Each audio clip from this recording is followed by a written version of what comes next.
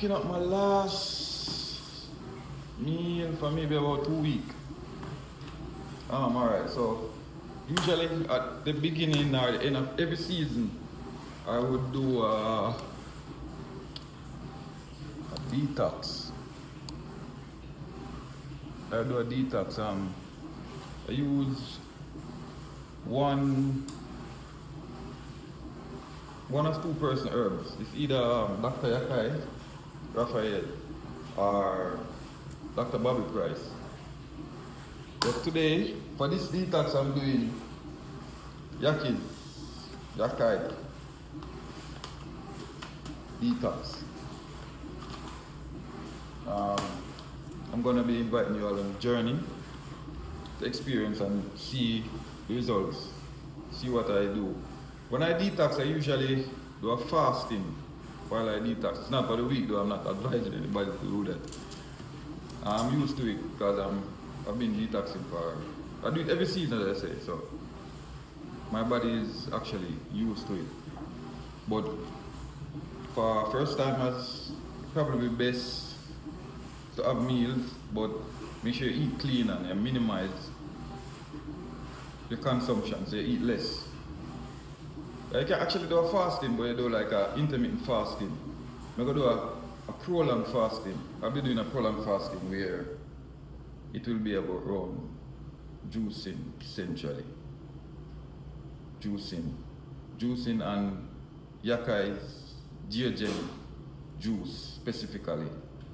Not only it, but I will be having this juice every day, or most days during.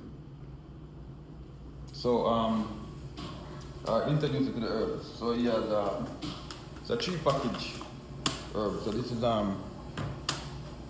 bitter one, and this one is cleanse the lymphatic system and skin. Let's see. Let me see if I can tell you some of the herbs that is involved in this one. So it have Quassia, Seamus, Valerian, and what's that one pronounced? Chaparala and Contribo. I won't be going through through all of this to pronounce all of the name of the herbs, but this is what it is. So this is 2, and this is to cleanse the blood and organs.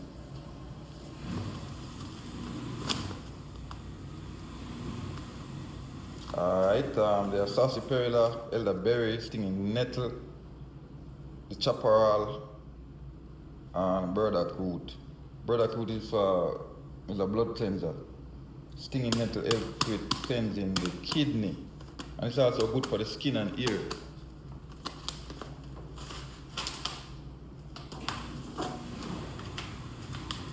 Alright, this is 3.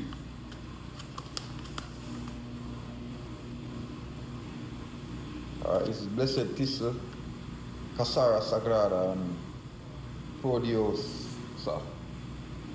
I'm familiar with some of these herbs, but I can't tell you what all of them are good for my head. I think Blessed Thistle is for the liver. Cassara Sagrada is mostly for I think it's intestine. It helps you to remove waste from your colon.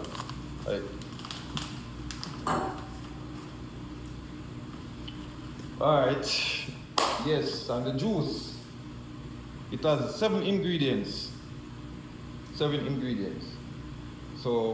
it consists of some veggie and fruits and also root. So one of the greens, well, 2 of the greens, I have them here. This is celery and parsley.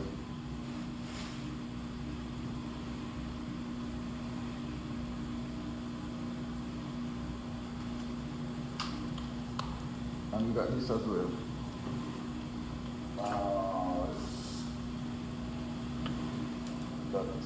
We got the lemons, some ginger root, and we got the green apple. Try to get organic fruits and vegetables. So you can go to like, read the labels, that's the best you can do since you're not planting it on your own. So you go to like food that you know sell, like I buy like from Whole Foods, I may purchase certain things from Walmart on the organic side. Yeah. So yes, and this is the cayenne pepper to give it a kick, spice. This is good for blood flow. Yeah, so what I do now is like, usually, I don't know if the instructions are changed because the package is changed. So I am going to go through it. There's a barcode here which is scan for instructions. But usually the herbs are, the instruction would say to boil the herb. Like the water come to a boil for a few minutes and then you turn it down on low heat and let it stay for another few minutes. I'm not sure, I don't remember exactly how long. I think it's like 15 minutes on slow heat, and then you strain it off, allow it to cool and strain it off, and you can use the drink the herb. Yeah, trust me, this is crazy.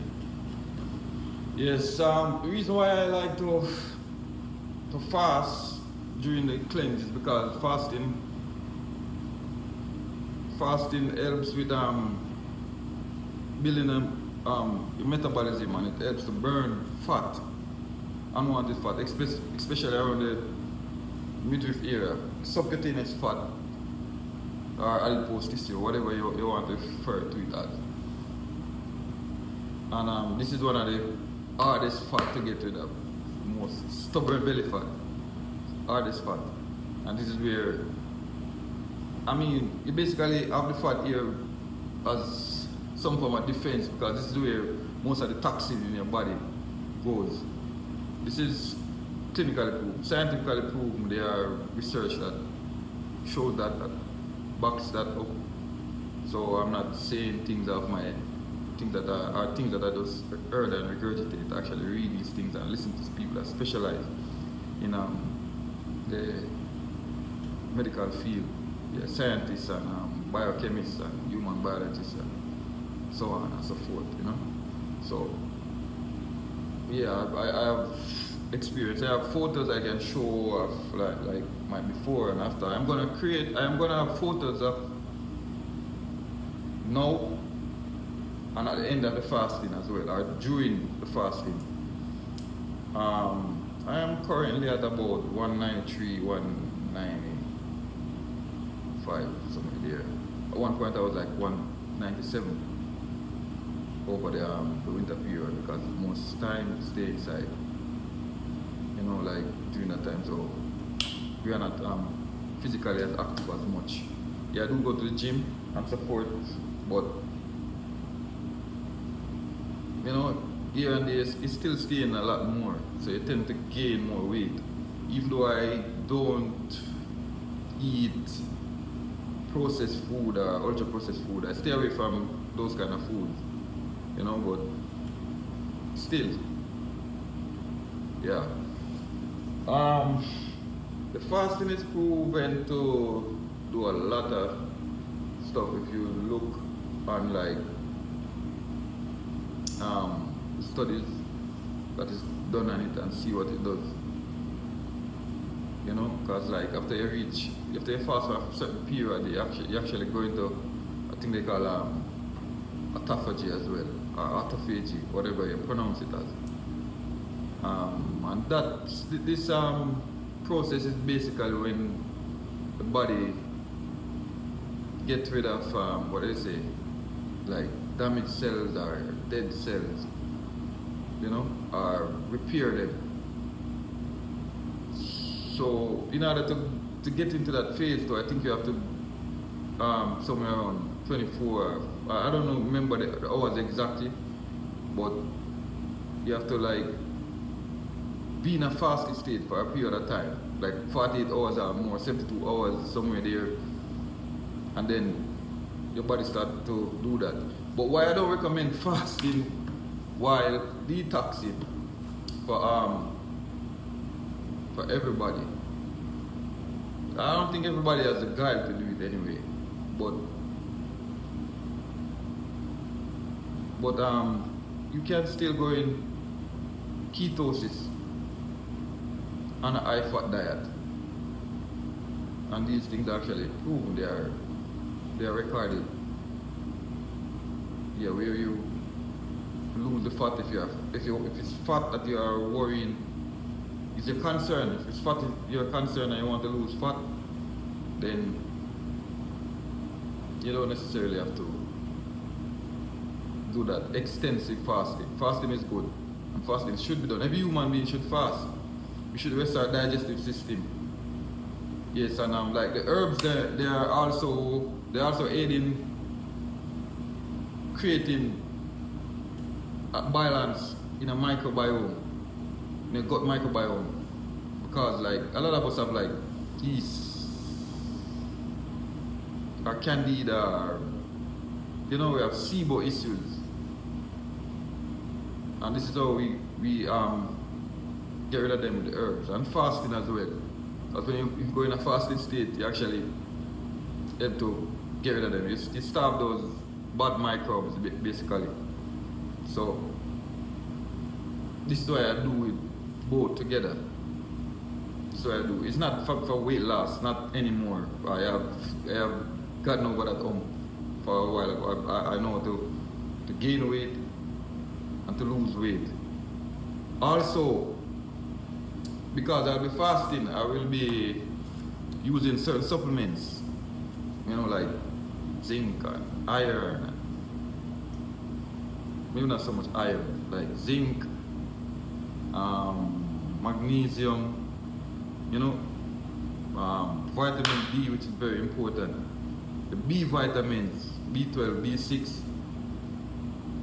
Yes. So I'll be using those while I'm on my journey.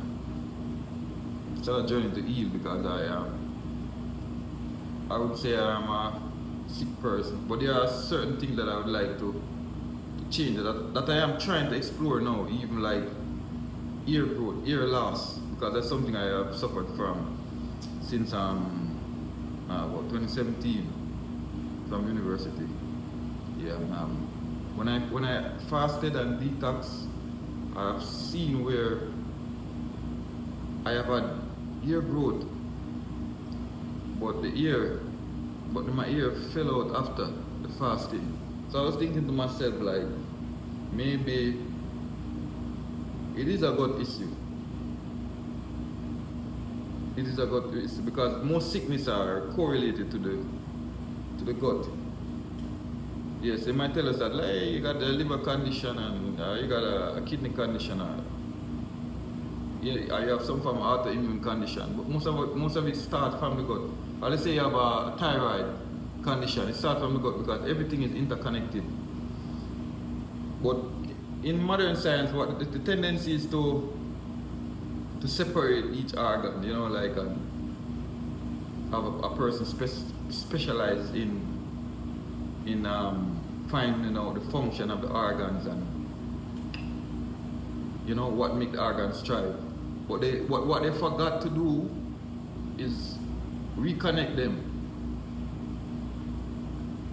and that's where we went wrong. We don't look at the body as a whole. We try to dissect it and we leave it. Yeah, you have a heart condition. What caused a heart condition? So these are the things that I have sit down and I thought about. That's why I spend most of my time, like when I'm not working, I'm listening to a lot of medical doctors, naturopaths and regenerative doctors, even the allopathic doctors, because I think everybody has something to say and everybody have a key role to play, But even though I'm essentially a holistic person, someone that believes that if we move ourselves closer to nature, move ourselves closer to nature, because that's where we belong. We would be in better health, would have better life span, because those things are more associated with better mitochondrial activities. So you wouldn't be struggling with certain things with like absorption and digestion and utilization and so forth. So that's why I say, like, try to eat from the earth. I don't eat animal products.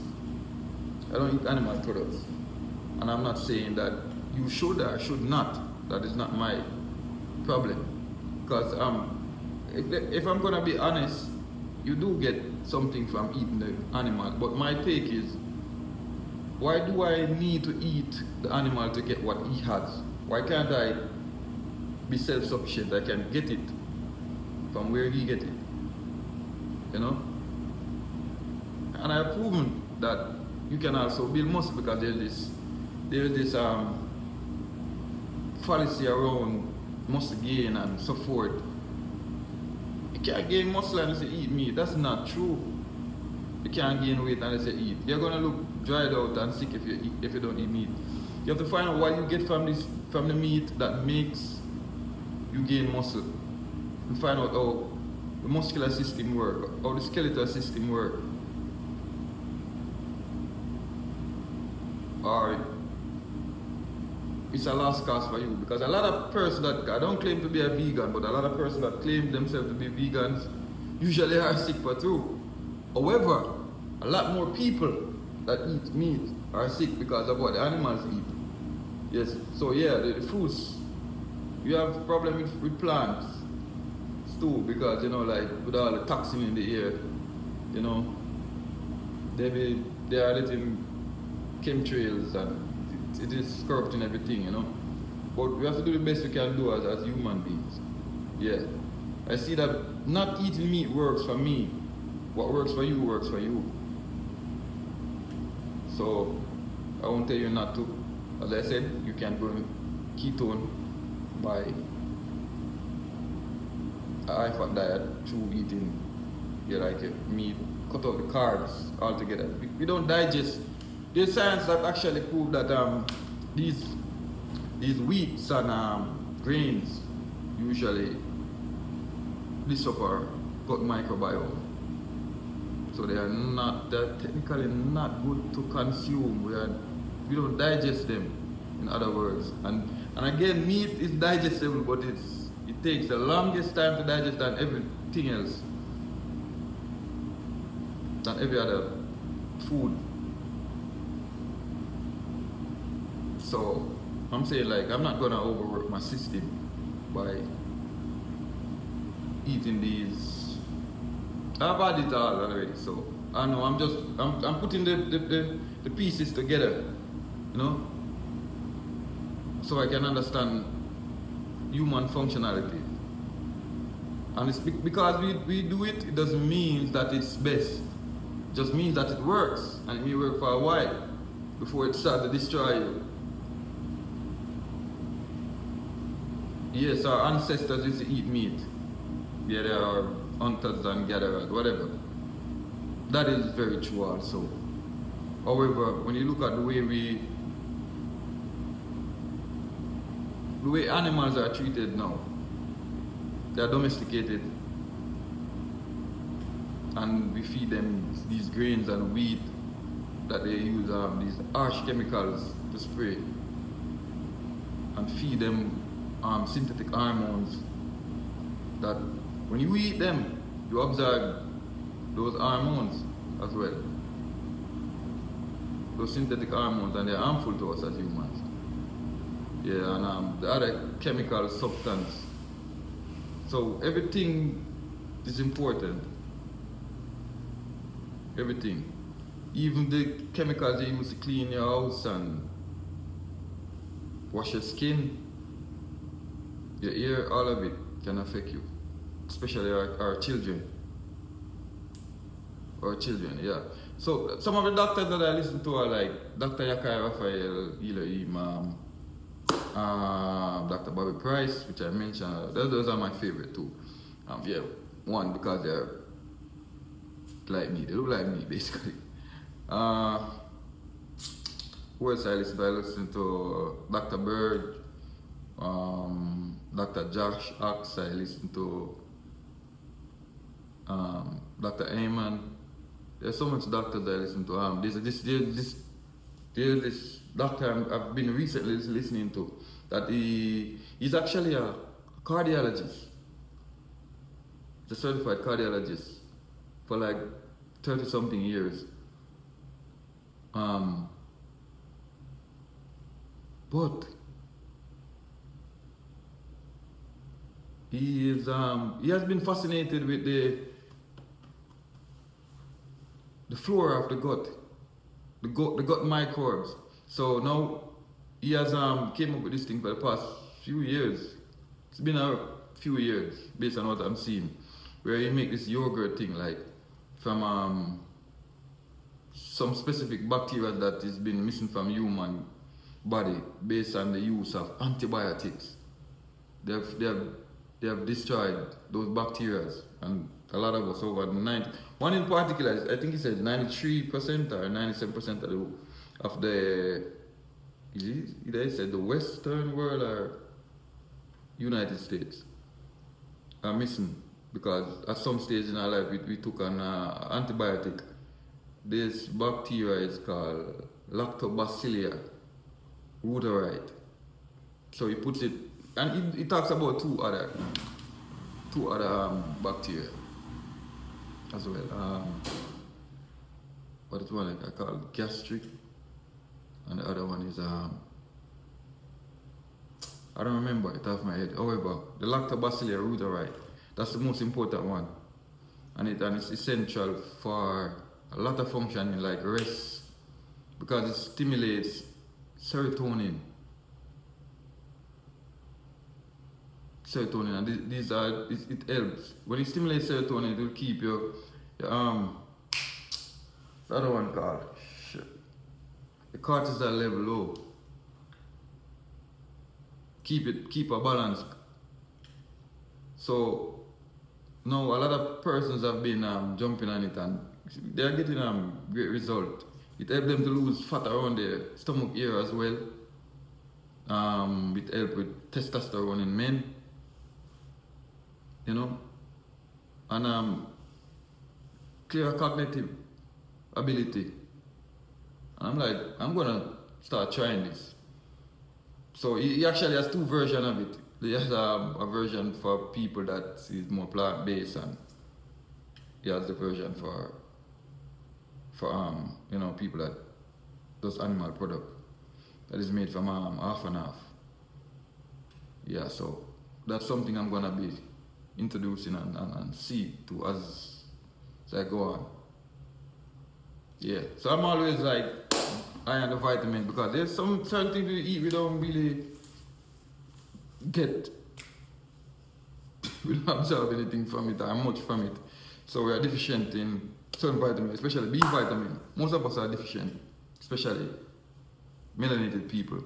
We are deficient because most of us spend time indoor, so we don't get enough sunlight and we don't supplement for it because we don't know, and it is a part of every function of the body, you know. So we need to have these vitamins, or we need to know what they link to, because the gut. All right, when we were born, we first before birth. When a baby is developed in his mom's womb, they said it's actually the gut first is developed, then spinal cord, then the brain.